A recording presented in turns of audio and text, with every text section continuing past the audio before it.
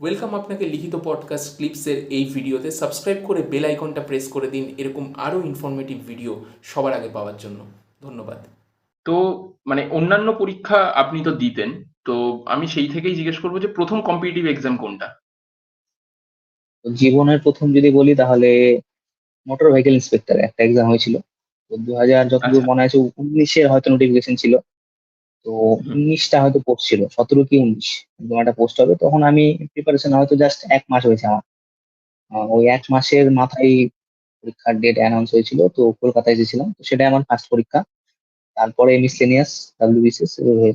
First যদি বলি competitive exam তাহলে আমার motor vehicle inspector non technical যেটা সেটা ছিল ফার্স্ট পরীক্ষা। সেটাতে আমি ফেল করেছিলাম প্রিলিমিনারি।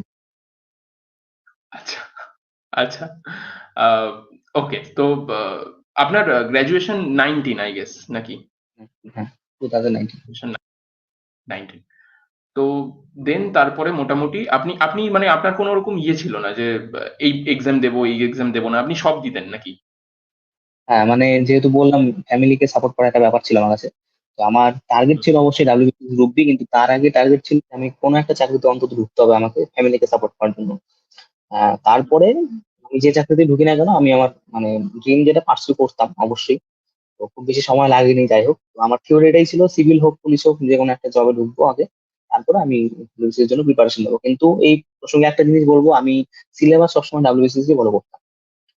আমার সারা আচ্ছা। আমি যে 2019-এ যদি শেষ হয়ে থাকে আর চাকরি পাই যদি 2023-এ ফার্স্ট চাকরি, এই 4 বছর যা পড়াশোনা ছিল আমার টোটাল সিলেবাস ওই ডাব্লিউবিসিএস এর সিলেবাসের আরপারেই ঘোরাফেরা করতো।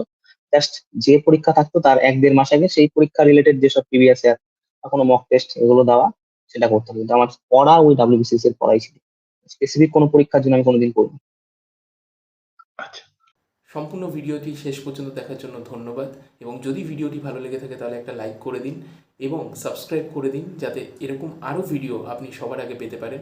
এবং কমেন্ট করে জানান কেমন লাগলো বা আপনার কি মতামত এই ভিডিওটা সম্পর্কে, এবং বন্ধুবান্ধব সবার সাথে শেয়ার করতেই পারেন। Thank you.